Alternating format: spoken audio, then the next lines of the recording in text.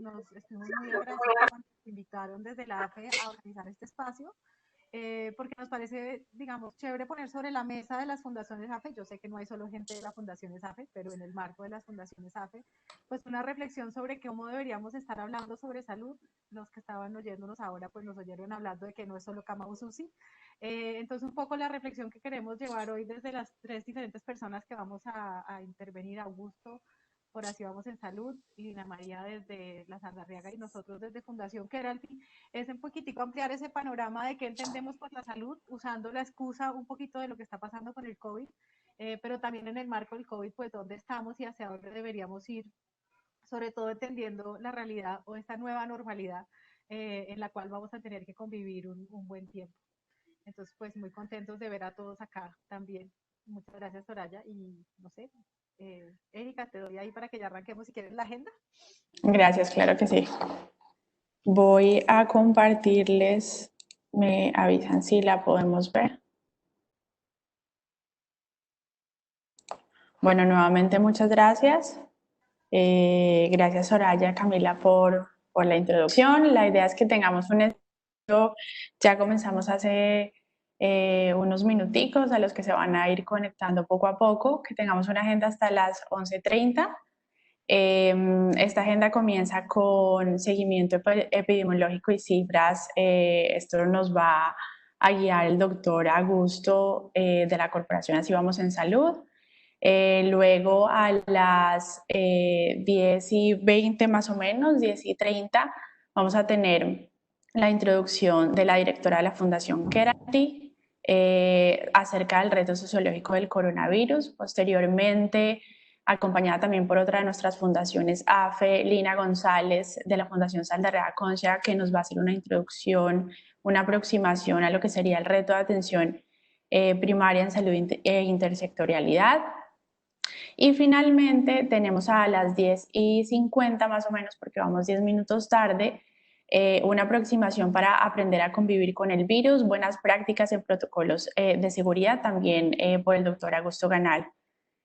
Finalizaremos con un espacio de discusión y compartir algunas experiencias de nuestras fundaciones AFE. Así que, doctor Augusto, lo dejo con esta parte introductoria. Voy a dejar de compartir pantalla para que usted pueda hacer el uso de la pantalla.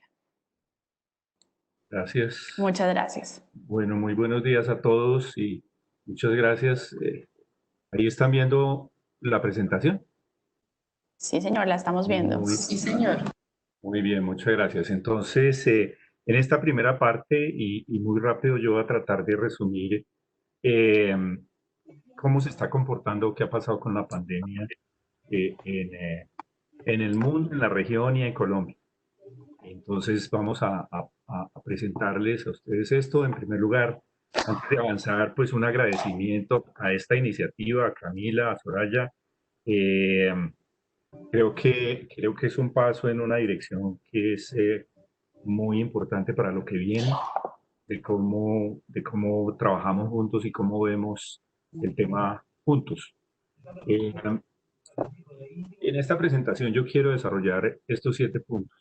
Estos 7 puntos son los que básicamente son los indicadores de seguimiento a la pandemia que ha habido por parte del gobierno nacional. El número reproductivo básico o efectivo, que ya la mayoría de ustedes deben conocer, que tiene relación pues con la capacidad de una persona de infectar cuántas personas y estas a su vez ese mismo número de manera exponencial. La morbilidad del COVID, el porcentaje de fatalidad, los días de duplicación, la positividad de muestras, el tema de las muestras, las unidades de cuidado intensivo y temas de desarrollo de economía del impacto del coronavirus. En el tema del número reproductivo básico, como repito, varios de ustedes deben saber, pero esencialmente hay que llevarlo a un número de 1 o menos de 1 para que la pandemia esté o para que la epidemia esté controlada. Eso básicamente es la meta. Inicialmente se hicieron cálculos con 2.5 de número reproductivo básico. En otros países llegó hasta 4, por ejemplo en Bolivia. Brasil también muestra esto. Yo lo que quería mostrar en esta gráfica es cómo ha habido una variabilidad inicial en los primeros meses de la pandemia en nuestra región, en algunos países, pero la tendencia sí es a controlar el número reproductivo básico. En el caso de Colombia, porque en esta gráfica, que es de la organización, son datos de la Organización Panamericana de la Salud, pues nosotros podríamos ver que básicamente como que todos los países están controladitos, están en uno o menos de uno. Eso es una media nacional. Aquí un poco elevado Cuba, como en 1.5, Ecuador como en 1.2 a la fecha. Pero, pues repito, esto es como una media nacional que no necesariamente indica qué es lo que está ocurriendo al interior de los países. Y lo vemos en Colombia. Nosotros aquí tenemos una gráfica que nos muestra en uno, muy cercano a uno, con una tendencia decreciente desde el principio. eh, y, y no me pasa esta gráfica, perdón. Y mire lo que está ocurriendo ya por regiones. Esta es pues ustedes están viendo, Bogotá, realmente Bogotá está un poco más elevado de este dato. Este dato es del Instituto Nacional de Salud con corte al 10 de julio. Bogotá está como en 1.12, un poquito más elevado de 1, aquí parecería como que estuviera en 1. Cali tiene una tendencia a disminuir. Medellín, Medellín ha tenido una tendencia un tanto bizarra con una elevación en el último tiempo y sí se están incrementando los casos en Medellín y en Antioquia. Cartagena tiene una tendencia a la disminución, lo mismo que Barranquilla, Santa Marta. Eh, en fin, ustedes ven lo que está sucediendo en diferentes regiones. Lo que quiero mostrar con esta gráfica es que no todo es uniforme en el país y que precisamente así es como se nos está presentando la epidemia. Con esa transmisibilidad variable en diferentes regiones del país. En el tema de morbilidad, demora un poquito en pasar. En el tema de morbilidad, pues aquí traigo la gráfica del acumulado de casos que ya bordean los 14 millones de personas infectadas en el mundo. La siguiente gráfica, cuando pase,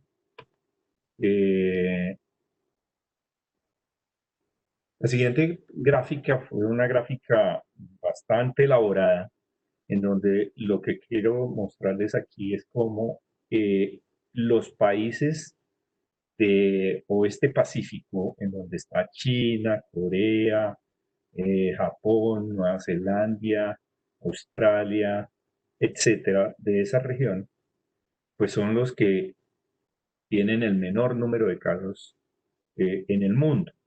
Y la epidemia está concentrada en los verdes. Y los verdes somos nosotros, las Américas. Ahí está obviamente incluido desde Canadá hasta la Patagonia, incluyendo países del Caribe. Y, y ahí es donde está concentrado realmente la epidemia. Y en la siguiente gráfica se muestra lo mismo, pero de otra forma en estas tortas.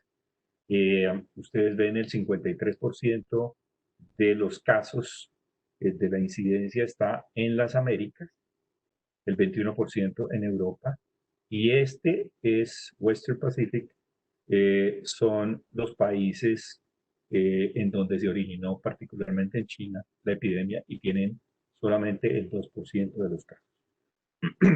En las Américas está concentrado el 50% de los casos en Estados Unidos y Canadá, y el otro 50% de los casos en lo que nosotros denominamos GRULAC, el Grupo de América Latina y el Caribe, los países desde México hasta la Patagonia. Ahí está el otro 50% de los casos. Está muy concentrado, pues obviamente, como todos sabemos, en Estados Unidos. La mortalidad tiene una diferencia. Ustedes ven aquí particularmente el tema de Europa, con 21% de los casos, pero con 34% de los fallecimientos, de la mortalidad por COVID. El 34% en Europa. Ahí es donde está, digamos, la mayor diferencia y cómo disminuye en los países de el sudeste asiático, en los países del Mediterráneo, del este del Mediterráneo y de África, la mortalidad porcentualmente hablando. En América, la mortalidad está concentrada básicamente en 4 países, en Estados Unidos, Brasil, México, Perú. Esos son los países en donde está concentrado como alrededor del 80% del total de fallecimientos. De la región del GRULAC, porque el 52% del total de las Américas en fallecimientos está concentrado en la región del GRULAC. De ese 52%, el porcentaje mayoritario está en esos 4 países que les mencioné. Entonces, unas gráficas para mostrarle la acumulación de casos. Colombia es la línea roja. En todas las gráficas, Colombia será la línea roja. Comparándola con Estados Unidos, la diferencia es muy amplia, la misma que con Brasil. Canadá tiende a controlar o tener bastante controlado su epidemia o la epidemia. Chile ha tenido una alternancia de unos momentos complicados, pero la tendencia de ellos siempre ha sido mayor que la colombiana. Lo mismo que México. Argentina tiene una particularidad, ha tenido una curva muy parecida a la colombiana, pero con una disminución de casos o con menores casos, no disminución, sino menores casos en comparación con Colombia, aun cuando parecería que en la última semana Argentina está empezando a tener, digamos, un incremento en sus casos y en sus fatalidades. La curva de Ecuador es bastante extraña, pero eso es lo que reportan. Y Perú, pues, tiene esa diferencia con Colombia, de mayor número de casos, aun cuando parecería que Chile y Perú están en un proceso ya de mayor mitigación y nosotros estamos en una etapa que ellos sufrieron hace como un mes. Esta es la evolución de la epidemia en Colombia. Los puntos son básicamente los números de casos o el número de casos por días, la presentación día a día. Eso es, y esta gráfica básicamente para resaltar el incremento a finales de mayo, principios de junio de nuestra curva y el incremento en el número de casos que se ha venido acrecentando en el último mes. Entonces, la pandemia por región, por cada región colombiana, y ustedes lo que ven es que está concentrado en las capitales, básicamente. Entonces, en esta gráfica de Atlántico, el verde más oscuro es el resto del departamento del Atlántico, en comparación la sumatoria total y Barranquilla es la curva más alta. Entonces, ahí está concentrado en Barranquilla, Soledad y Malambo, la epidemia en Atlántico que viene aparentemente en descenso. Algo parecido en Bolívar, en donde la mayor concentración es en Cartagena, y lo mismo en el Valle, en donde la mayor concentración es en Cali. Esta es la evolución de la pandemia día a día en Bogotá a lo largo de la epidemia. Córdoba parecería que viene incrementando lo mismo que Antioquia en el último tiempo, y eso hace parte de la evolución. Alguien decía, la pandemia puede demorarse, pero llega, y nos va a llegar a todos. Ese tranca la presentación. Sería este el porcentaje de fatalidad. Ya para el porcentaje de fatalidad, este es la mortalidad por millón de habitantes. La mortalidad por millón de habitantes en el grupo de América Latina y el Caribe. Y ustedes lo que ven es que la mayor mortalidad por millón de habitantes está en Chile, seguida por Perú y Brasil, y Colombia está en la parte baja de la tabla, pero incrementando esa mortalidad.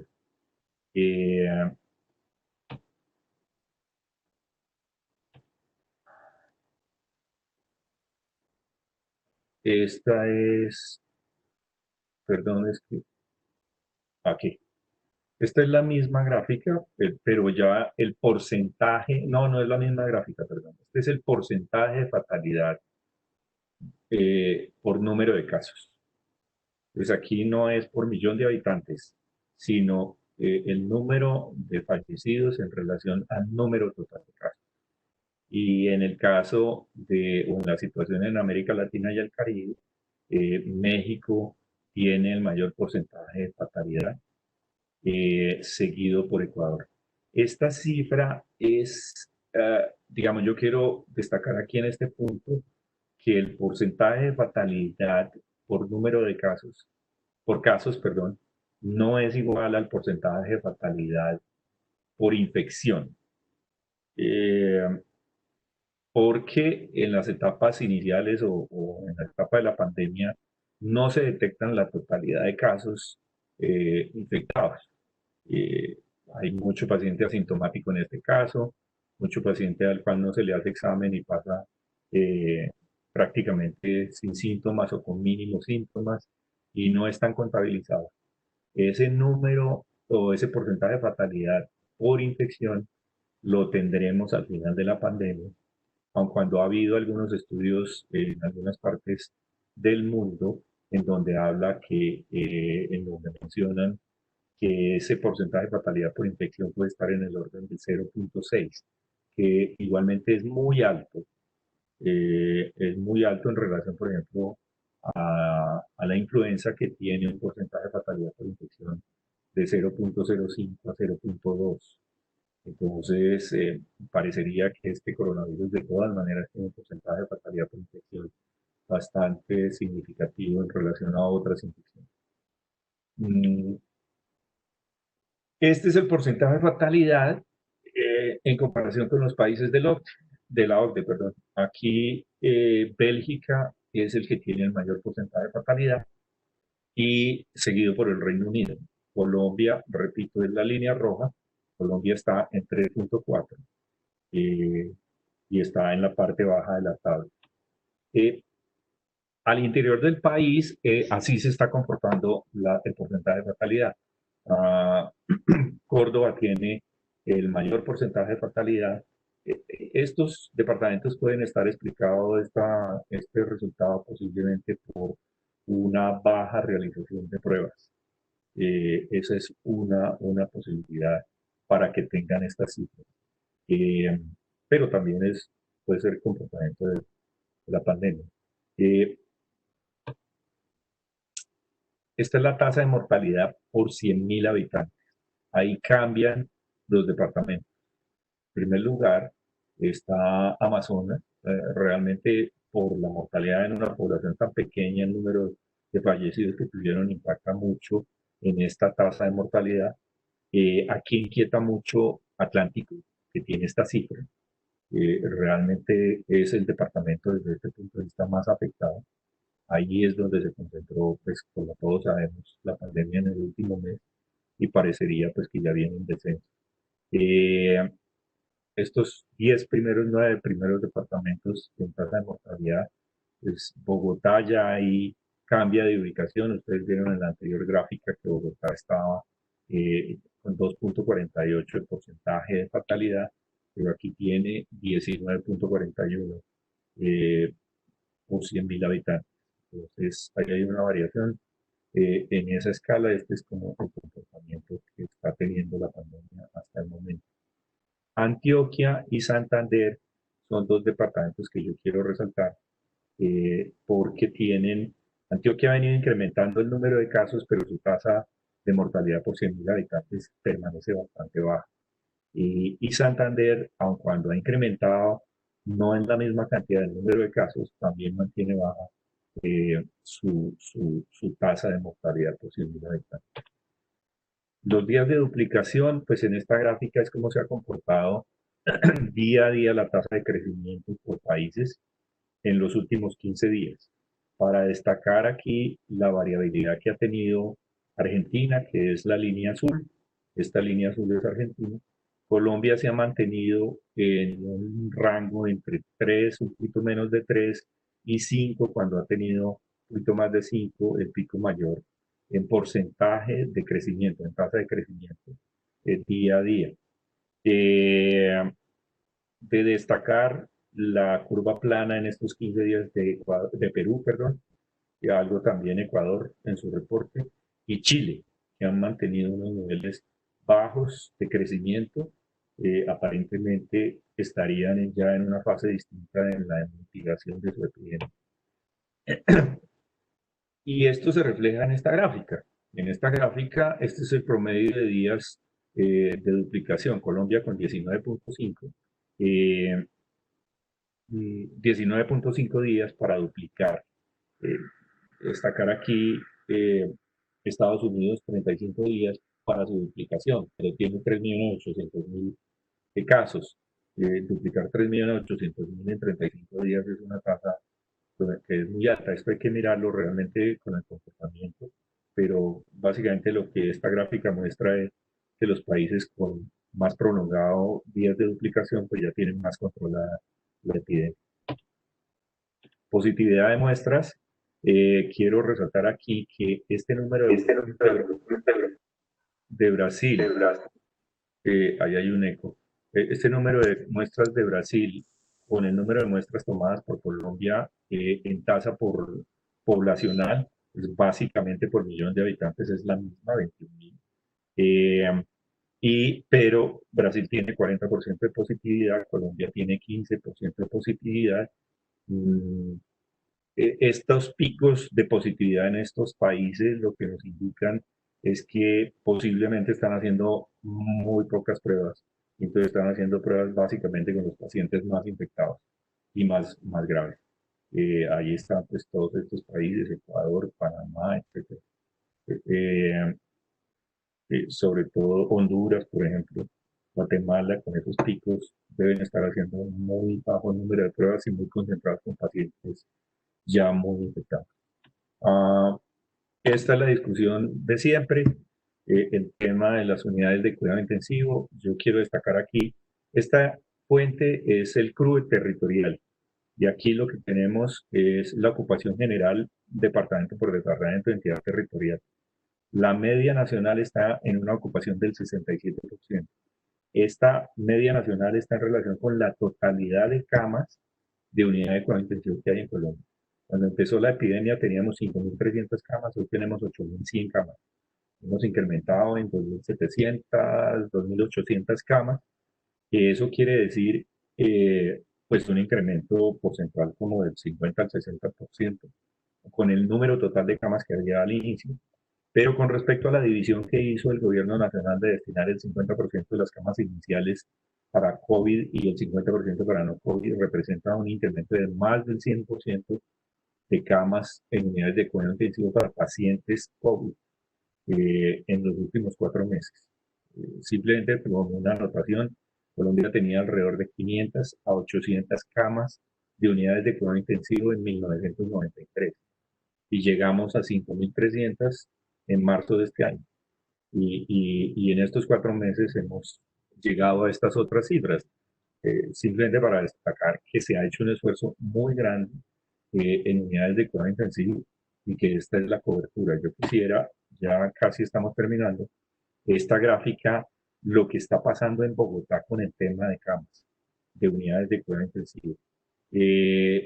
Las columnas azules son el reporte del CRUE territorial, divididas en el azul más oscuro son los casos positivos confirmados de COVID. Esta segunda, el tono más intermedio de azul, son los casos sospechosos de COVID que están utilizando unidades de cuidado intensivo. Y las otras son las unidades de cuidado intensivo, los pacientes de otras patologías que están utilizando camas de cuidado intensivo para otras patologías. Eso es lo que entrega el CRUE territorial.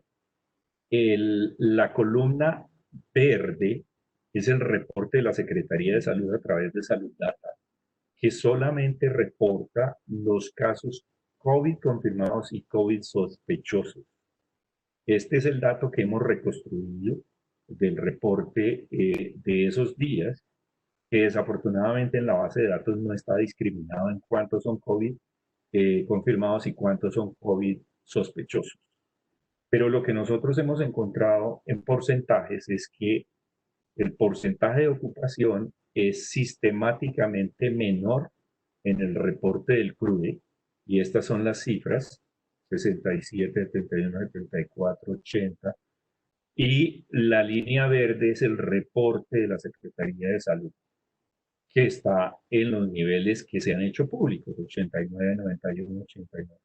Pero ahí hay un gap de 10 puntos porcentuales en promedio en diferentes etapas que no tenemos clara la explicación. La Secretaría de Salud no reporta las unidades de cuidado intensivo destinadas a pacientes no COVID, ni los pacientes que están ocupando esas unidades de cuidado intensivo no COVID. Entonces ahí hay una diferencia y no terminamos de entender claramente la razón de estas diferencias. Y ya por último, dos gráficas para el impacto económico de la pandemia. El impacto económico pues está dado fundamentalmente, esta es una proyección de la OCDE, y esto es lo que estima la OCDE para finales de este año en los países correspondientes. Este es a nivel del mundo, menos del 6%, y menos del 7% si hay un segundo brote. Esto es el primero es con un solo brote, y el segundo es si hay un nuevo pico. Y Colombia, este sería el dato: 6.1 en caso, o por lo menos la proyección de la OCDE, y 7.9. Entonces, digamos, ese sería el impacto que estaríamos viendo en la economía, realmente muy significativo, pero Colombia entre los, digamos, los lugares más bajos en estos países del mundo y en estos países de la OCDE. Contrasta con esta cifra de la tasa de desempleo. La tasa de desempleo para Colombia sí está entre los países de la OCDE en sus proyecciones, entre los primeros, al lado de España y al lado de Sudáfrica, con una estimación de una tasa de desempleo del 18% a final del año si hay un solo brote en Colombia, y del 25% si llegamos a tener dos brotes en Colombia, que confiamos que no se den y lo logremos controlar. Pero esto lo que demuestra es, digamos, la fragilidad de nuestra protección social por una parte, y la tasa o el nivel de informalidad que podemos tener en Colombia y que nos genera este impacto en las tasas de desempleo.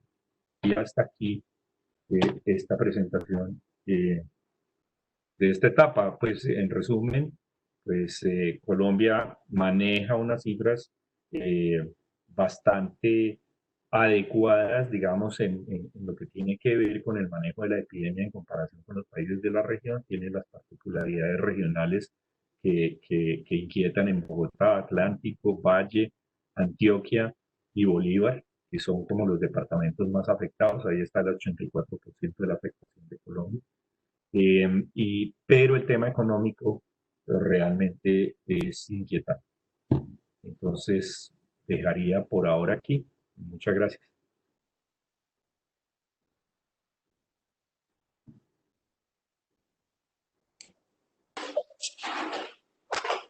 Doctor Augusto, muchísimas gracias. Camila. ¿Listo? Espérense ya.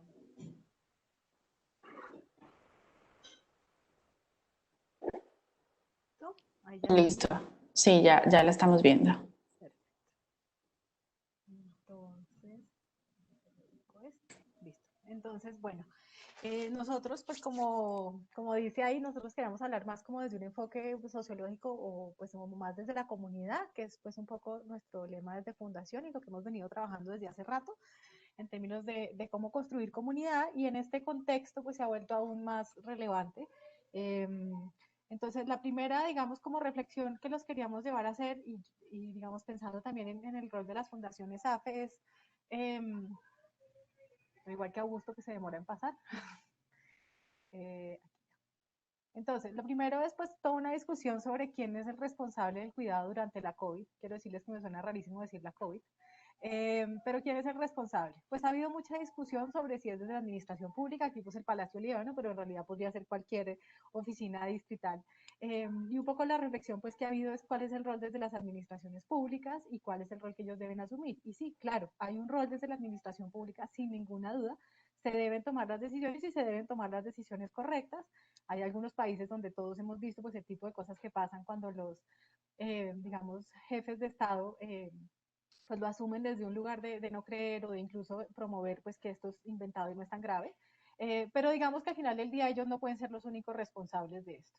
Obviamente también se ha hablado mucho desde el lado médico o desde el lado asistencial y pues perteneciendo a una fundación que pertenece al sector salud, sin ninguna duda hemos visto esto y hemos visto pues las responsabilidades de nuestro lado también de estar preparados a responder y a tener, digamos, los elementos de protección personal para nuestros propios equipos y que podamos de esa manera atender correctamente, pero también proteger a nuestros funcionarios. Y recibir pues correctamente. Y aquí además debería ser no solamente frente a diagnóstico COVID, sino a todas las otras patologías que se están viendo, que en muchos casos además se han dejado de ver. El problema es que en muchos casos hemos sentido que esta responsabilidad ha quedado como en esos dos actores, como que entonces ellos deben ser responsables. Entonces uno oye que aumentan las cifras del COVID en Bogotá, por decir algo, y entonces de una salen a echarle vainas a la alcaldía o a la administración pública. Pero al final del día es solo responsabilidad de ellos, o sea, ellos son los únicos, pero resulta que es que existe este conglomerado de gente y busqué la imagen más apichurrada que pudiera encontrar de gente, porque eso es un poco también la realidad de lo que estamos viviendo, ¿no? Entonces, tenemos el día sin IVA y lo que vemos masivamente en las imágenes de ese día, pues es la gente así, y en muchos casos incluso así, sin tapabocas o con el tapabocas puesto en los lugares no correctos, ¿no? Y entonces, ¿qué pasa? Cuando le cargamos toda la responsabilidad a estos, pero nosotros, ciudadanos cualquiera, seguimos haciendo esto. Pues así no hay responsabilidad que funcione, digamos. Y entonces esta responsabilidad del cuidado durante COVID y todas esas cifras que nos acaba de mostrar, pues Augusto, obviamente van a estar relacionadas con lo que pase aquí, pero definitivamente van a estar altamente relacionadas con lo que pasa aquí. Y cuando uno mira pues esos países donde el mismo Augusto presentaba pues unas cifras distintas, en nuestro caso tenemos, digamos, familia cercana en Alemania, pues la historia que uno veía desde este lado pues también era muy diferente. Y entonces empezaba a ver que más bien allá lo que uno encontraba era esto, y era como una corresponsabilidad de entender que esta pandemia la pasamos juntos y la pasamos juntos los tres actores que ahora estamos en esta diapositiva, sí, pero con una carga muy importante de este lado. Y esa es como la primera invitación que les queremos hacer en términos de la reflexión de cuál es el rol que uno puede hacer. La salud no es solo ellos, la salud no es solo ellos, porque es que la salud no son solo las camas UCI. A las camas UCI es donde no deberíamos tratar de llegar. Y en gran parte no vamos a llegar si estamos haciendo esto nosotros también desde este otro lado responsable. Y entonces, ¿cuáles más han sido esos mensajes? Pues al principio el mensaje era quédate en casa, que tenía mucho sentido, y un mensaje como de cómo desde tu entorno y desde tu hogar, porque nos pedían que nos quedáramos en casa, pues lo hiciéramos un hogar, un entorno libre de COVID. Y cuáles eran todas esas medidas que teníamos que tomar. Y claro, esto al principio tenía mucho sentido, porque teníamos que ser capaces como de replegarnos y prepararnos. Augusto nos acaba de decir el porcentaje de aumento de camas UCI, que claro, era importante porque además lo que vimos en otros países es que si no lográbamos tener una preparación frente a eso, pues de pronto íbamos a tener que empezar a rechazar camas, como veíamos historias desde Italia o desde España o incluso en algunos casos en Estados Unidos. Entonces esto en gran parte fue hecho para eso y nos daban una cantidad de, digamos, de mensajes y de medidas que debíamos tomar. Pero claro, finalmente la economía no aguanta tampoco, no podemos quedarnos encerrados porque además tampoco sabemos hasta cuánto va a durar, y entonces fuimos dando un paso a un cambio de estrategias en los cuales empezamos a tener múltiples excepciones con la gente saliendo hasta trabajar. Esto no es una crítica a que esto esté pasando, esto es que esto es lo que va a pasar y lo que va a seguir pasando y lo que ha ido pasando en todos los países del mundo, incluso esos que pues Augusto mostraba que ya tienen esta tasa de duplicación mucho más larga porque en gran parte ya han pasado por acá. Entonces empezamos a tener más gente saliendo a trabajar con las múltiples excepciones que teníamos, empezamos a tener incluso aperturas de locales comerciales, entonces uno ya puede ir a caminar por el centro comercial y hacer compras, y empezamos también entonces a ver un aumento de necesidades. Y en este punto yo creo que es donde las fundaciones AFE sin ninguna duda pues más vemos. Las poblaciones con las que nosotros trabajamos, y para nosotros esto no ha sido diferente, pues empezaron a tener que salir a trabajar por necesidad. Entonces puede que al principio algunos hicieran el esfuerzo de guardarse, pero la informalidad de nuestro país, la realidad de la situación, pues hace que ellos no se puedan quedar guardados y que tengan que salir. Pero entonces, ¿cómo hacemos para salir cuando el mensaje constante ha sido este? ¿Cómo debemos salir de casa? ¿Por qué hicimos tanto énfasis en esto? Que en algunos momentos cuando hicimos esta transición, pues también se nos olvidó hablar de cómo hacíamos esto. ¿Y cómo hacíamos esto en un lenguaje comprensible? ¿Cómo salíamos a la calle teniendo protecciones básicas que nos permitieran? Pero además, en la medida que pasó esto, pues empezaron a haber movimientos como la Revolución de las Canas, con la cual estoy profundamente de acuerdo. Esto no es una crítica para nada de la Revolución de las Canas, pero al contrario, creo que precisamente el mensaje que mandaban era, es que no pueden seguir tratándonos como si nosotros no fuéramos capaces de ser responsables, en el caso de los adultos mayores. Claro que son capaces de ser responsables y sí, son una población en mayor riesgo, sin ninguna duda. Eso se demostró en todos los otros países. Pero eso no quiere decir que ellos no sean capaces de tomar esas decisiones. Y entonces empezaron a pasar cosas como esta. El tema de salud mental está hoy en día sobre la mesa y hay millones de estudios ya que están empezando a surgir sobre el impacto que esto está teniendo en todos, no solo en ese adulto mayor que finalmente se revolucionó, hizo la revolución de las canas, sino en los niños frente a la ausencia de la escolaridad, los papás con hijos en casa que estamos teniendo que hacer todo el tiempo, y ahí me incluyo yo, que hay días en que en serio es como, ya no puedo más. Entonces al final del día eso también ha ido llevando a un fuerte cansancio y a otros comportamientos que con esto sí no estamos de acuerdo, como fiestas clandestinas, entre otras. No es que sea la única, pero si uno mira las cifras, por ejemplo, este fin de semana, pues hablaban de las cifras de las 1.100 fiestas y las 2.000 no sé qué fiestas y cuántas fiestas fueron interrumpiendo. Estas, digamos, están en el mismo nivel, básicamente porque esto, digamos, es como cosas que empezamos a ver que pasan desde un lugar institucional, digamos, pero estas empezaron a pasar desde la ciudadanía, desde no me traten así por ser adulto mayor, mi salud mental ya no da más y yo me quiero ver con gente. Porque finalmente pues el aislamiento es muy fuerte. Yo creo que hay un tema, digamos, en términos de lograr empezar a hablar no solo de distanciamiento, hemos hablado mucho de distanciamiento social, y yo sí creo que deberíamos hablar de distanciamiento físico. Aquí lo que necesitamos es alejarnos físicamente de la gente un poco, por aquello de la seguridad, pero no deberíamos distanciarnos de la gente humanamente hablando, porque además también sabemos que esa distancia es la que mayor impacto produce sobre la salud mental, pero además en la medida en que esta gente está teniendo que salir a buscar y a responder a esas necesidades.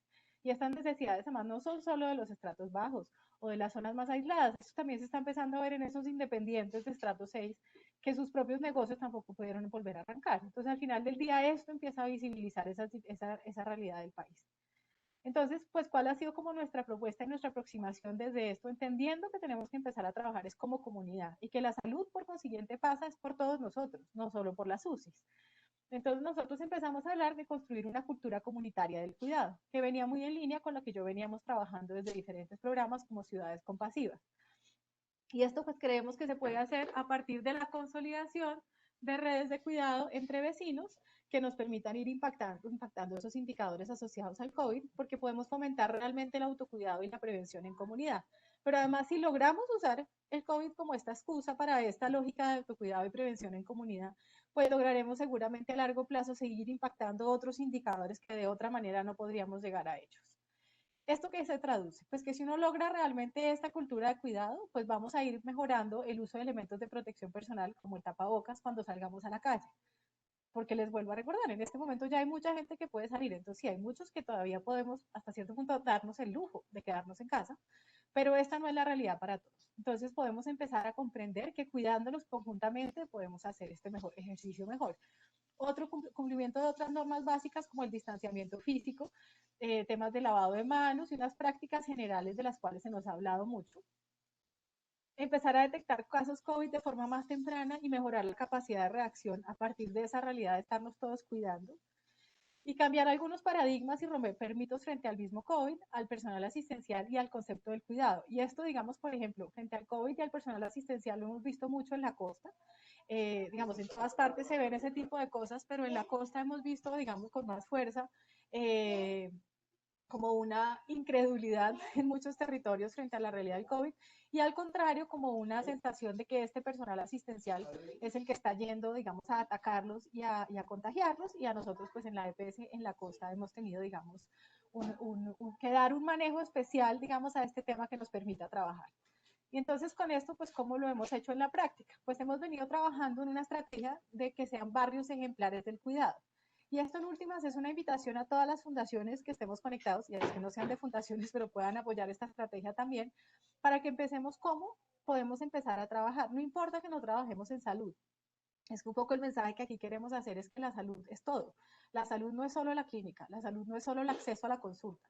La salud es un concepto de cuidado y mucho de autocuidado. Entonces, ¿qué pasa si yo soy una fundación que trabaja en educación? Pues si yo trabajo en educación, esto es educación ciudadana, pero sigue siendo educación. Entonces, si yo soy una fundación que trabaja en educación en el Cauca, voy a decir cualquier cosa, y yo conozco a los líderes que trabajan en el Cauca y que han trabajado conmigo en educación, pues yo puedo promover con ellos esta lógica de barrios ejemplares de cuidado.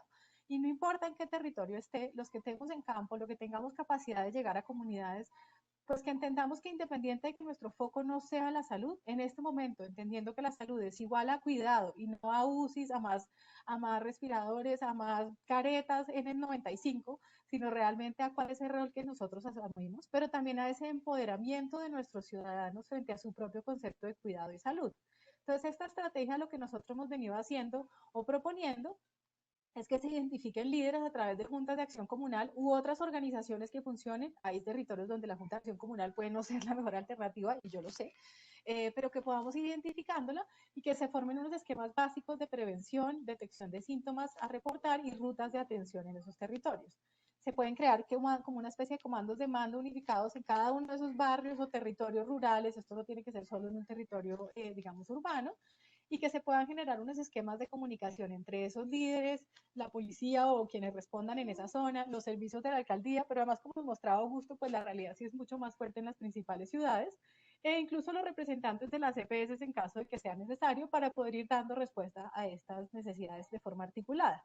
Entonces, ¿cómo se hace? Pues esos mismos líderes tienen una capacidad de identificar a otros líderes positivos que vayan ayudando, y que entonces a partir de esas identificaciones podamos, por un lado, identificar necesidades básicas como alimentación, para que efectivamente esa familia que puede estar en mayor riesgo, pero que sale porque si no, no tiene cómo alimentarse, pues a esa podamos llegar con la cantidad de ayudas que se están tratando de crear, y que incluso nosotros mismos desde las fundaciones AFE hemos respondido en muchos casos de esa manera. Poder empezar a detectar esos casos sospechosos que no se están queriendo reportar porque saben que si no, no pueden salir o porque no creen del todo. Empezar a entender factores de riesgo, eventos masivos como las famosas fiestas clandestinas, y reportar a través de otros canales de comunicación esto. Esto es una experiencia que ya se viene haciendo en la costa. En Cartagena se inició eh, de la mano de la Escuela de Gobierno de Cartagena, de la articulación de todas las EPS, que incluso pusieron personas para que trabajaran en terreno. Nosotros acompañamos parte de esa implementación desde Fundación Keralty. Hoy en día ya se está llevando en Barranquilla, y en Barranquilla lo estamos haciendo también con la Fundación Mario Santo Domingo. Y hemos venido logrando, digamos, en Cartagena, la misma alcaldía y las EPS hoy en día hablan de cómo, gracias a esta estrategia de reporte desde la misma ciudadanía, de que la ciudadanía entienda que el cuidado es de todos, de que amablemente el vecino le recuerde al tendero que sí tiene que usar el tapabocas, que amablemente le recuerden al otro que estaban sentados tomando cerveza que por lo menos se sienten un poquito más lejos. Porque, digamos, yo creo que para este punto, pretender que no se tomen esa cerveza cuando ya están así de cansados de no verse, pues es difícil en algunos territorios, pero entonces que se la tomen más lejitos, que no compartan por lo menos la misma botella, que entiendan cuáles son los riesgos asociados. Y hoy en día, tanto la alcaldía de Cartagena como las EPS de Cartagena, por ejemplo, están reconociendo el impacto que esta estrategia está teniendo hoy en día en cifras, están viendo un aumento en casos reportados, en pruebas que han podido realizar, porque el mismo barrio se abre y se ofrece para acompañar el proceso, pero también han visto un aumento en comportamientos correctos, han visto un aumento en el uso de tapabocas, han visto un aumento en el lavado de manos, han visto una reducción, por ejemplo, en eventos masivos o fiestas clandestinas en esos territorios en los que han hecho énfasis, y obviamente han hecho un acompañamiento mucho más fuerte al lograr ser capaces de identificar esas necesidades. Entonces hoy, desde Fundación, pues un poco la reflexión que les queríamos hacer es realmente que abramos un poquitico la visión de salud a entender que salud no es lo clínico, salud en realidad pasa por cada uno de nosotros, e incluso por una condición del cuidado, nuestro autocuidado, pero también cuidados en comunidad, que desde las fundaciones AFE, así no trabajemos en la salud como nuestro foco principal, como sí nos pasa a nosotros obviamente, podemos promover este tipo de estrategias, porque no importa en qué temas trabajemos, si tenemos líderes con los cuales podemos fundamentar estas estrategias, pues nuestro propio territorio se va a ver beneficiado, no solo ahora, sino además en el largo plazo, en términos de lo que estas, digamos, tejidos de redes frente a la comprensión del autocuidado pueden implicar.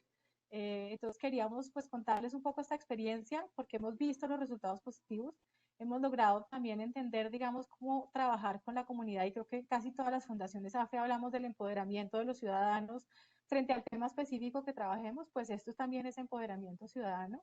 y también ponernos pues un poco a disposición de todos los que estén oyéndonos hoy y de todos los que puedan estar interesados en implementar estrategias de estas en sus territorios para que cuenten con nuestro acompañamiento en el proceso de hacer este tipo de estrategias. Muchas gracias. Camila, muchas gracias, y a la Fundación Keralty. Recordarles que les vamos a enviar las presentaciones a sus correos electrónicos. Ahora le damos la bienvenida a Lina González, líder de salud de la Fundación Saldarriaga Concha. Lina, bienvenida.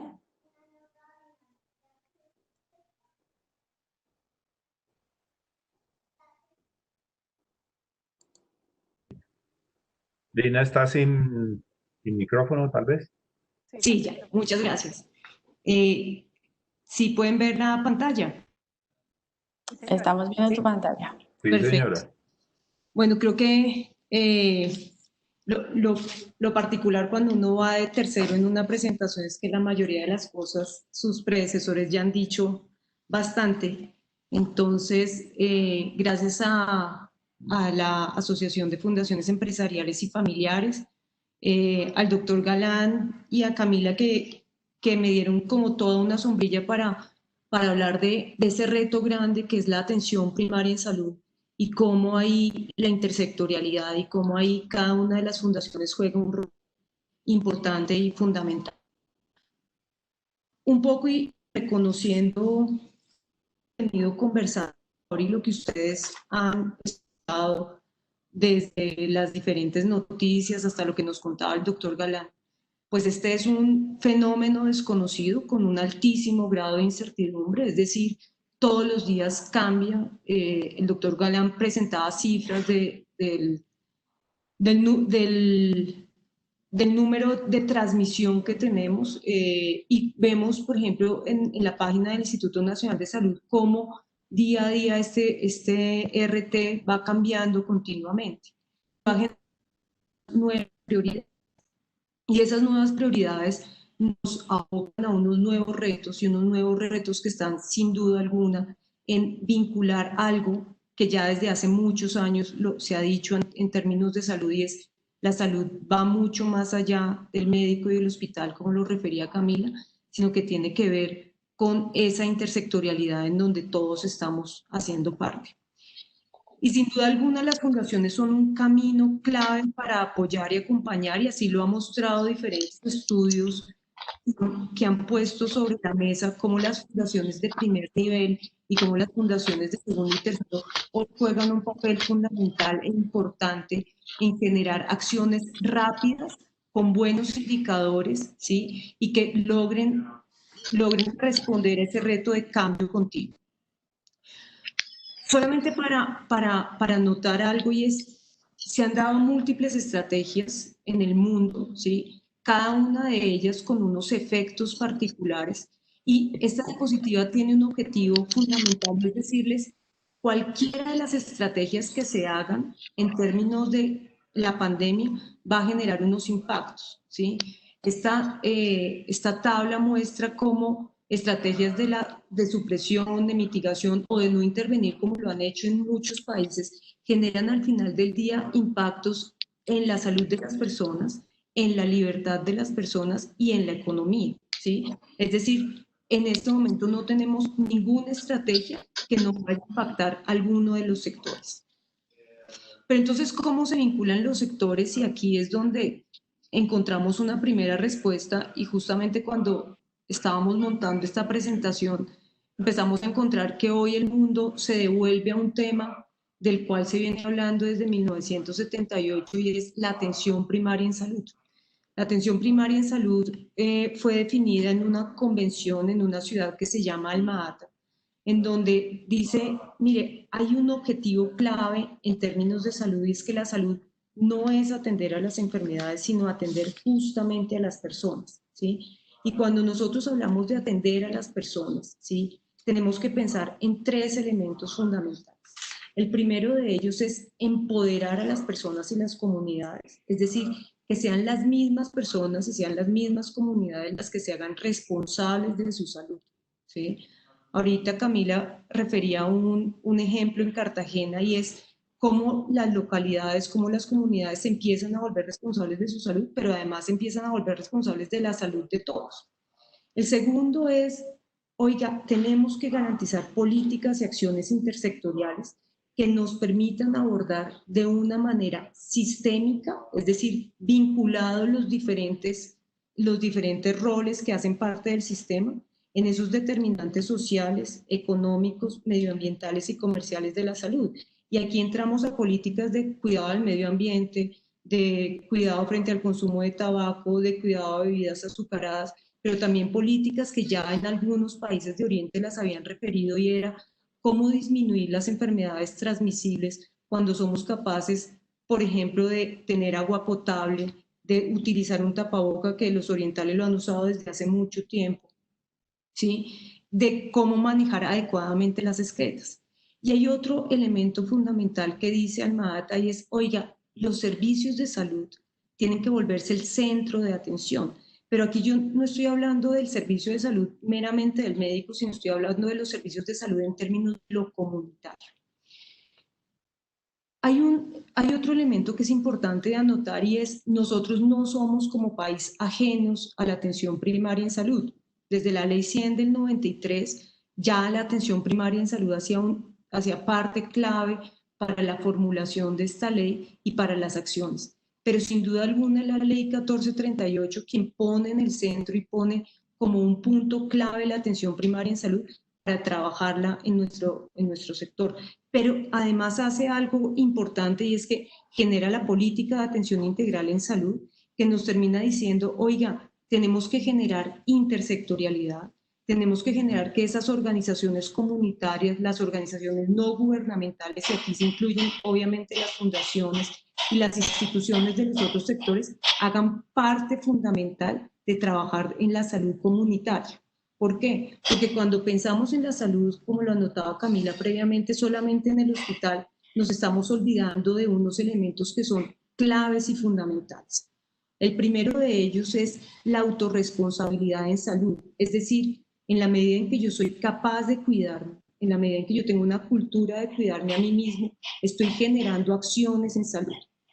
Uno de los estudios más importantes que ha hecho la Organización Mundial de la Salud ha demostrado cómo por encima del 55% de las acciones son promocionales en salud, es decir, yo disminuyo los riesgos de enfermedad en la medida en que yo me cuido, en la medida en que yo hago ejercicio físico, en la medida en que yo soy capaz de tener una dieta balanceada, en que tengo un sueño adecuado, en que tengo unas relaciones sociales que son importantes para mí, es decir, en la medida en que yo tengo acciones de cuidado, soy capaz de tener una mejor salud y seguramente voy a requerir una mínima intervención. El segundo punto clave que nos define además la atención primaria en salud y que está asociado con las acciones que el país ya viene realizando es educación en salud.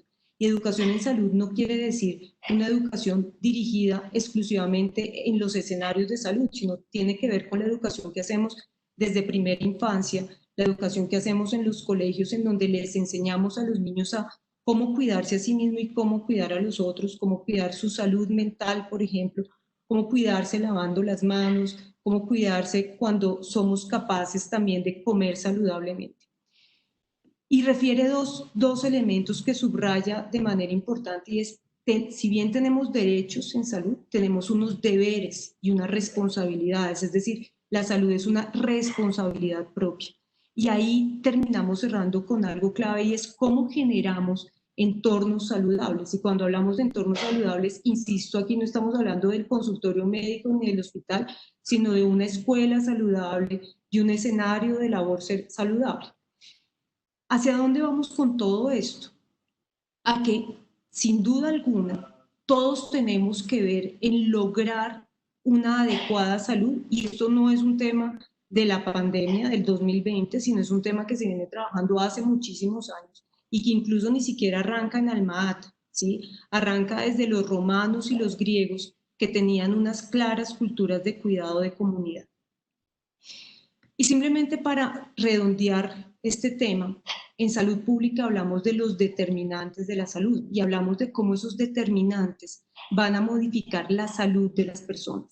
Y si ustedes ven esta diapositiva, pueden encontrar que al final del día, lo más pequeño y lo que está al final es el sistema de salud. ¿Por qué? Porque la salud depende de un contexto socioeconómico y político, ¿sí? Muy bien refería ahora en la presentación previa cómo esa gobernanza, esas decisiones políticas macroeconómicas, esas decisiones políticas sociales van a impactar fuertemente en los resultados de salud. Pero hay otro tema que es clave y es la cultura, la norma y los valores sociales. Cuando ahorita notaban, Camila, de irnos para la fiesta o salir todos juntos o no utilizar tapabocas, implica cómo desde muy temprana edad y cómo desde los escenarios familiares necesitamos generar valores y culturas de impacto que nos favorezcan finalmente en nuestros resultados en salud. Y aquí la educación, la ocupación y los ingresos que están en un papel que se llaman determinantes intermedios, juegan también parte importante en esas acciones que al final del día nos van a determinar los resultados en bienestar. Y sin duda alguna, esta es una gráfica de una revista noruega, pero que es fácil de entender y de ver, y es, hay una clarísima desigualdad en salud según las clases sociales, según los ingresos económicos, ¿sí? Y esto tiene que ver justamente con la educación. Aquí la educación, una madre educada va a tener unos hijos saludables, ¿sí? Y eso es uno de los temas que más ha generado impacto en los diferentes países, particularmente en países desarrollados. Entre una madre tenga un mayor conocimiento, y no tiene que ver con un conocimiento particular en salud, sino que tiene que ver con una educación adecuada, sus resultados en salud de sus hijos y de las personas con las que ella convive van a ser mucho mejores. Pero desde hace mucho, como les he contado, esto se ha intentado y parece que ahora sí se llegó el momento, y esperamos que esto de verdad sea el momento clave y el reto de lograr que en escenarios como la educación, como el trabajo, como en esos escenarios sociales y culturales, la salud también sea una parte clave, ¿sí? Aquí, simplemente para abordar algunos temas en educación es clave, y esto ya viene, cuando empezamos a hacer esta revisión, esto se viene diciendo desde hace años, esa promoción de los temas básicos de salud en cuidado y autocuidado, en atención integral. Fíjense que una de las dificultades que está teniendo hoy el reingreso al colegio, a las escuelas, termina siendo que no hay una infraestructura sanitaria adecuada, o sea, no hay donde los niños se puedan lavar las manos, no hay en los colegios tenemos espacios en donde no hay una adecuada recolección de excretas, por ejemplo, ¿sí? Y en los escenarios laborales, si bien no hay fórmulas únicas, sí debemos categorizar y debemos generar cultura en términos de salud en el trabajo, ¿sí? Cuando estábamos montando esta presentación, alguien decía, oiga, ¿cuántas gripas no nos hubiéramos evitado, ¿sí? No de coronavirus, sino gripas en general, si simplemente hubiéramos utilizado un tapabocas, ¿sí? O si simplemente nos lavamos las manos, ¿sí? Hay una necesidad clara de trabajo. Entonces hay unas prácticas comunes que van más allá del coronavirus y que deberíamos implementar y aprender hoy de esa necesidad que se da en medio de la pandemia. Y es cómo logramos utilizar esas cosas que son cotidianas y fáciles, que van a modificar nuestros resultados en salud y que sin duda alguna nos van a permitir a futuro tener unas sociedades, unas culturas de cuidado y autocuidado en general. Y esto incluye, por ejemplo, el uso de tapabocas, como les decía, más allá del coronavirus, el lavado de manos que disminuye las enfermedades diarreicas agudas, las prácticas propias de rutinas de cuidado y autocuidado que nos van a generar un envejecimiento mucho más activo y saludable en general, y que nos van a disminuir el riesgo de enfermedades crónicas no transmisibles, y cómo impactamos las competencias socioemocionales para disminuir los riesgos de salud mental. Todos estos puntos que les estamos contando, les podemos asegurar que tienen una alta evidencia en términos de disminución de los riesgos de salud de las poblaciones. Y ya para finalizar, y un poco para volver a contar lo mismo, es todo esto ya se venía hablando, ¿sí? Esto de experiencias exitosas de escuelas saludables, eso es un ejercicio que se hizo en 1994 y es uno de los resultados. Este es un libro que encontramos, uno de los resultados en donde hablaban en ese momento de cómo en Colombia entornos saludables, escuelas saludables lograban resultados saludables en sus niños, con disminuciones de enfermedades transmisibles. Memo, por ejemplo, que es parte de la estrategia de Cero a Siempre, enseña desde primera infancia acciones como sueño seguro, ejercicio físico, lavado de manos, cuidados con los otros, y políticas como el modelo de atención integral territorial, el modelo integral de atención en salud, nos están diciendo ya desde hace un tiempo, desde hace unos 4 o 5 años, oiga, el foco se llama atención primaria en salud. Es decir, esto no es un tema nuevo, es un tema que necesitamos recogerlo, implementarlo y volverlo propio. Y ya para cerrar, algunos casos particulares que nos tiene que hacer pensar hoy la pandemia. En la inclusión de las personas con discapacidad, entendiendo que las personas con discapacidad pueden y hacen parte de las acciones en donde promovemos la salud y prevenimos el riesgo de contagio, en donde no debemos generar exclusión de ellas. Cómo trabajar en enfermedades, en las personas que tienen enfermedades crónicas no transmisibles, que hoy sabemos que tienen un mayor riesgo de morbilidad, y cómo las podemos incluir para que puedan acceder más tempranamente al trabajo. Como por ejemplo comunidades étnicas, y aquí hay diferentes casos con diversos resultados, también tienen que poder ser incluidas en las acciones frente a la pandemia, y como muchas comunidades étnicas, por ejemplo en Australia, ¿sí? En Perú, tomaron decisiones desde que empezó la pandemia de cuidarse y asegurar a las personas incluso mayores de 50 años, pero también como otras comunidades toman decisiones en donde por necesidades propias requieren mantener contacto continuamente. Y sin duda alguna las personas mayores, ¿sí? Que aquí hay un dilema grande ético en términos de libertad y en términos de cómo manejar el tema de servicios, que se ha visto no solamente en Colombia, sino en diferentes países. Y frente a esto, en una revisión que hicimos, encontramos que el 90% de los países tomaron decisiones de hacer aislamiento preventivo de personas mayores, teniendo en cuenta el riesgo que tienen para contraer la enfermedad. Y sin duda alguna el tema número 1 va a ser salud mental, y es salud mental, como ya lo referíamos. Tenemos finalmente que entender que hay una interconexión, que la salud no está en los hospitales, que este es un tema que hace muchos años se está hablando y se está viviendo, y que la tarea finalmente que tenemos todas las fundaciones y las organizaciones es no solamente interconectarnos, ¿sí? Es tener en cuenta que la salud hace parte de un elemento central, y que finalmente son los indicadores y los datos del día a día lo que nos va a ayudar a poder manejar este reto. Muchas gracias.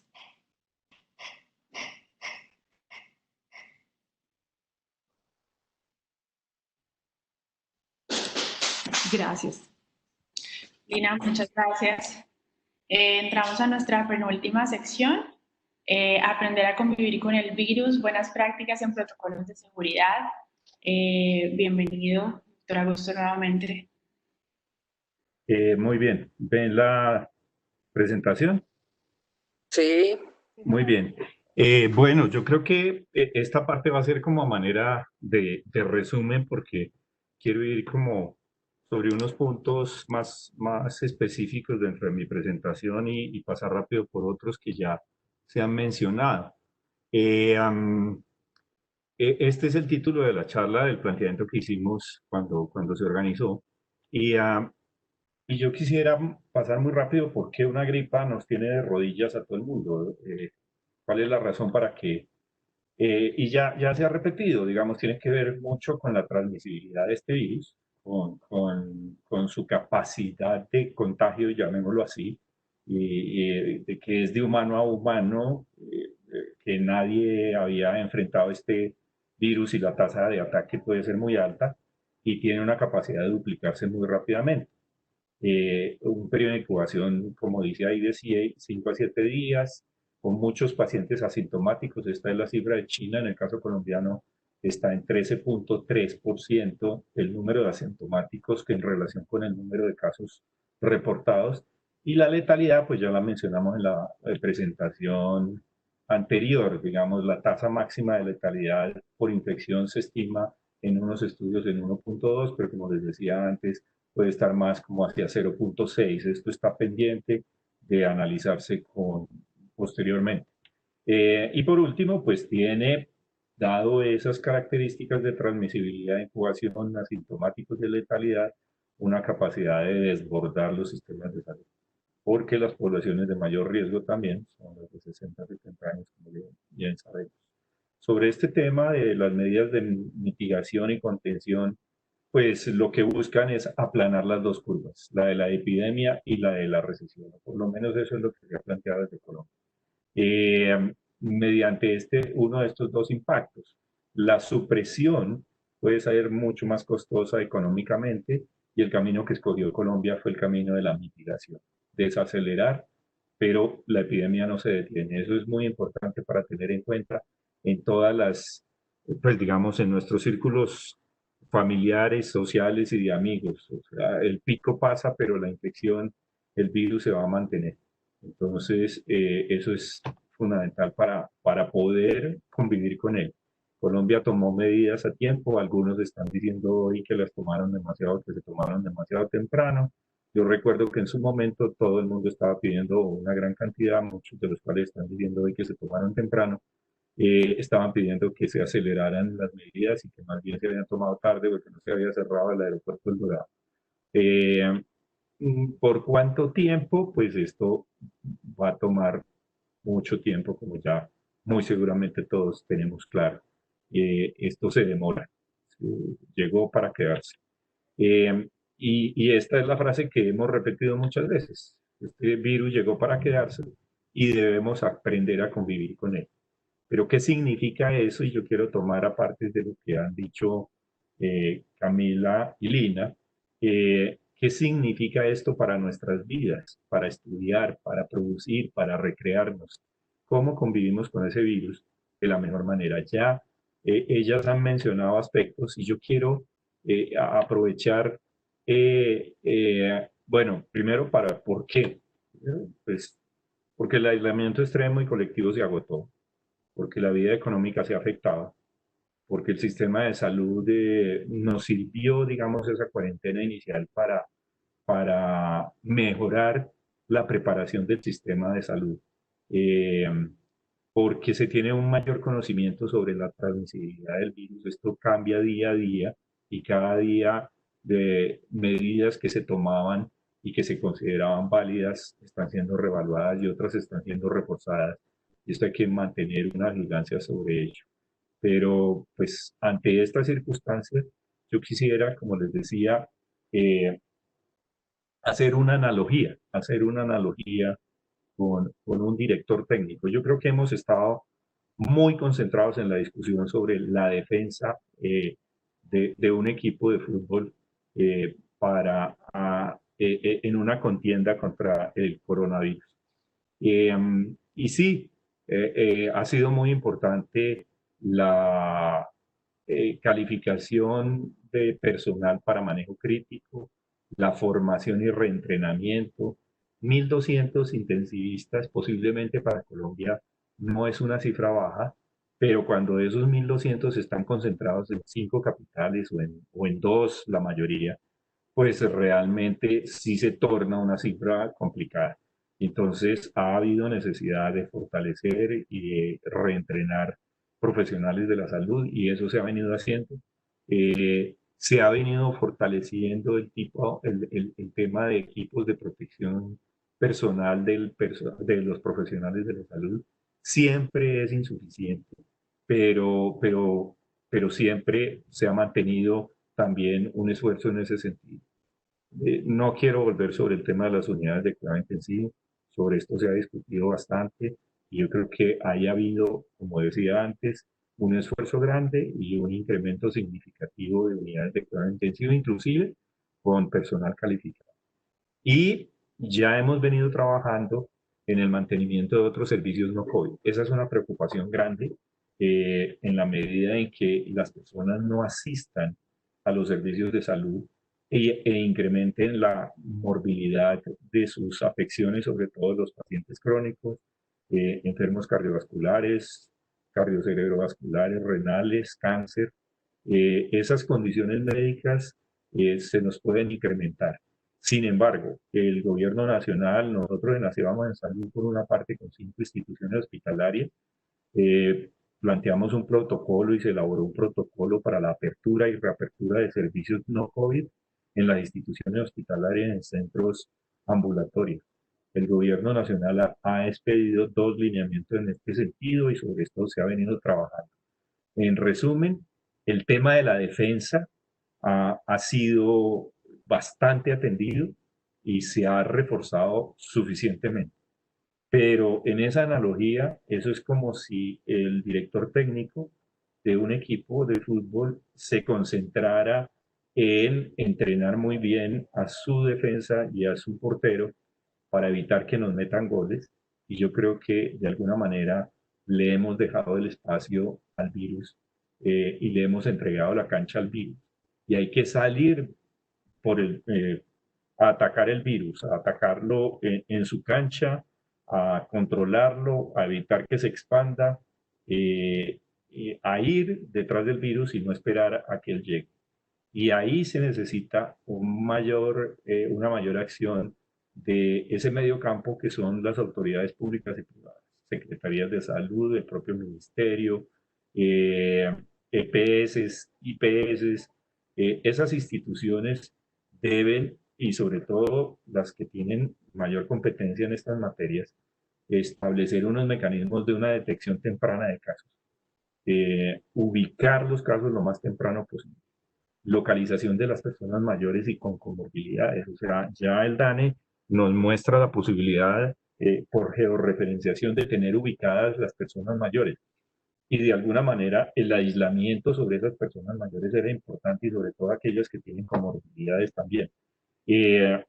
Pero no se trata simplemente de tenerlas aisladas, se trata de entender muy bien cuál es su entorno y cómo viven y qué riesgos adicionales más allá de su edad y más allá de sus comorbilidades tienen desde el punto de vista epidemiológico, con quién viven, esas personas con las que viven, salen a trabajar, a dónde van, cómo están ubicadas y qué riesgos potenciales tienen de llevarle el virus a esas personas mayores. Las personas mayores que se mantengan en cuidado en su casa. Entonces, hay una necesidad de realizar más pruebas diagnósticas, pero más pruebas diagnósticas más focalizadas en esas personas mayores con movilidades, en el personal de salud, en los individuos que están más tiempo expuestos a la movilidad de la población en general, los policías, los conductores de transporte público, los trabajadores de servicios públicos, etcétera, los habitantes de la calle. O sea, esas personas que están más expuestas a otras personas y a la movilización de otras personas y más expuestas al virus. Hay que hacer un rastreo y aislamiento efectivo de los contactos de casos positivos, ojalá en menos de 48 horas. Esta parte es muy importante.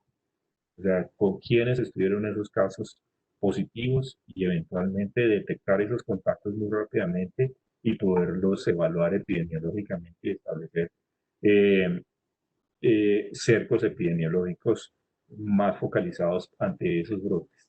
El tema de tapabocas se ha ido convirtiendo en un tema muy clave, muy importante, de acuerdo a estudios internacionales.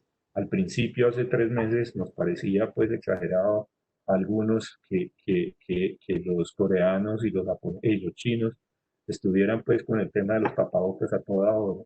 Y nos parecía una prenda incómoda e innecesaria.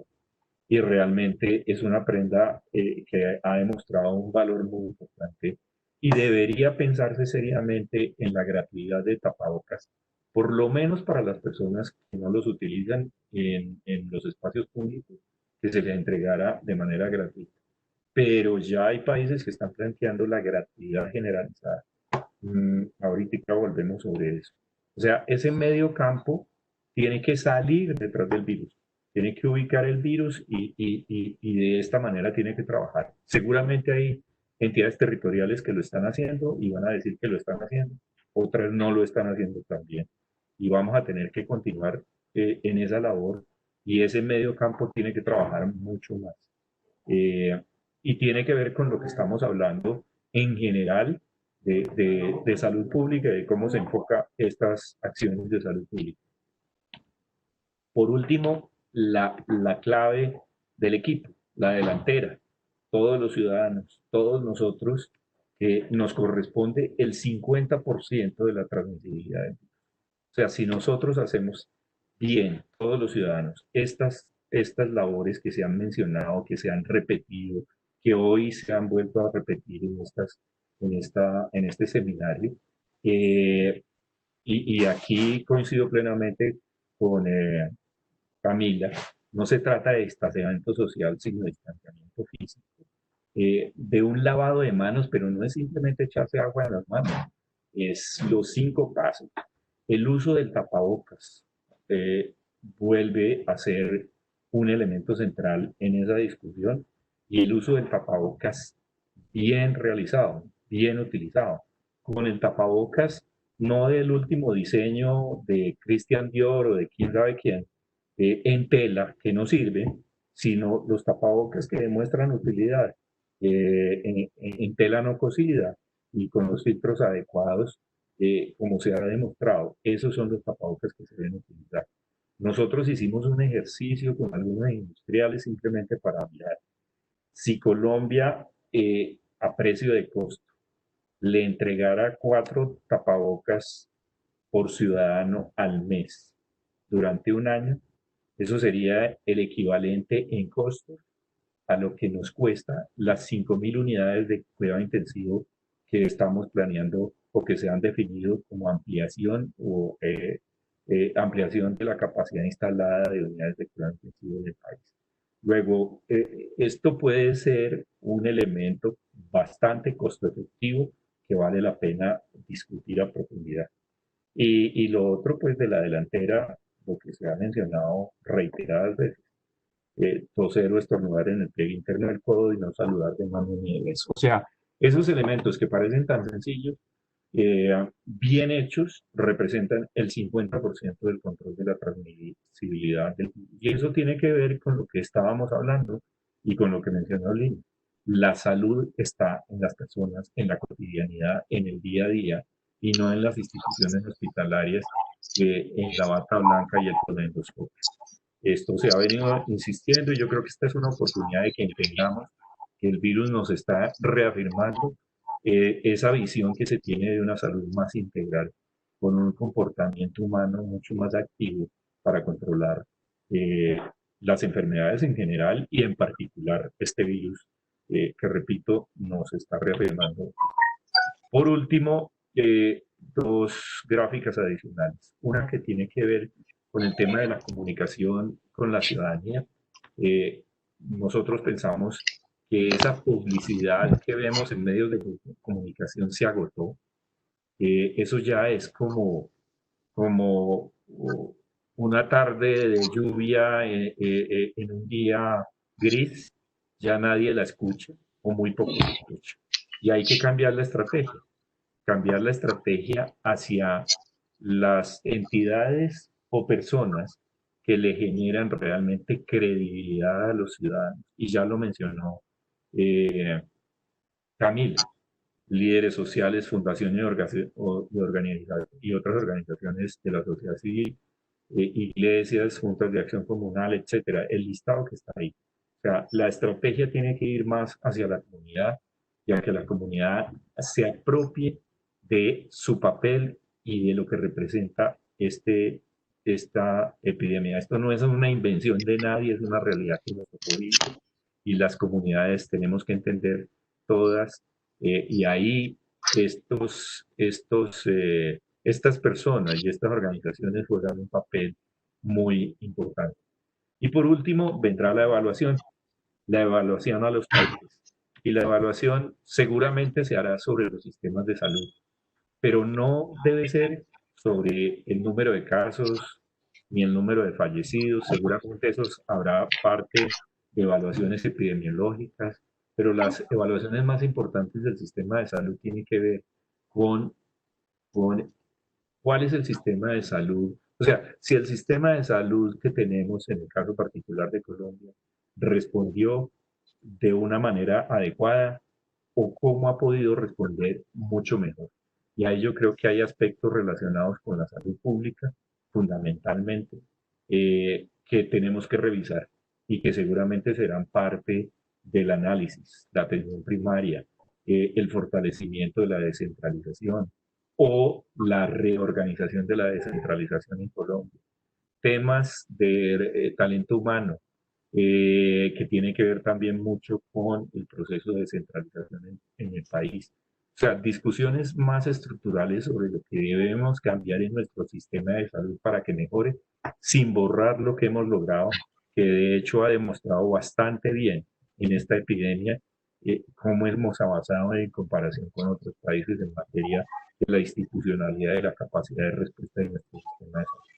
Pero la discusión de fondo tendrá que ver con esto, con la protección social y con el tema de aseguramiento, de promoción social y de formación y capacitación. Pues eso vendrá seguramente casi que de manera inmediata, pero tendremos que hacer esa discusión sobre las reformas para mejorar nuestra institucionalidad de protección social y cómo desde la sociedad civil y cómo desde el Estado tenemos que construir una institucionalidad mucho más efectiva, porque realmente ahí es donde se ha demostrado la mayor debilidad del impacto, pues, de nuestra sociedad en el impacto de esta epidemia, en los temas de protección social y en la fragilidad de lo que teníamos construido, de lo que veníamos construyendo en estas materias. Muchas gracias. Doctor Augusto, muchas gracias a todos nuestros ponentes, agradecerles por habernos acompañado, todo el equipo de la AFE. Se me está escuchando un poco de eco, ¿verdad? El equipo de la AFE está agradecido, estuvo muy emocionado por llevar a cabo este seminario. Yo sé que habíamos acordado que a las 11:30 terminábamos, pero quiero robarles 10 minuticos para comentarios, preguntas de las personas que nos acompañan. María o Andrés, si también tienen alguna observación. En el chat no tenemos comentarios, pero no sé si alguien quiere tomar la palabra.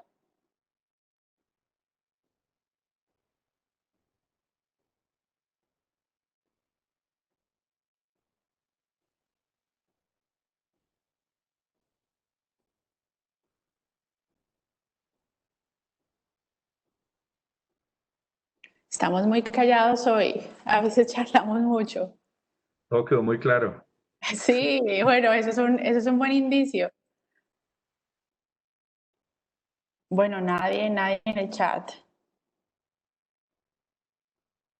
Bueno, pues nuevamente muchas gracias. Vamos a compartirles las presentaciones y el audio a todos sus equipos. Esperamos también que el conocimiento que aquí plasmamos se multiplique. Cualquier duda o comentario adicional, los correos del equipo están bienvenidos para recibirlos.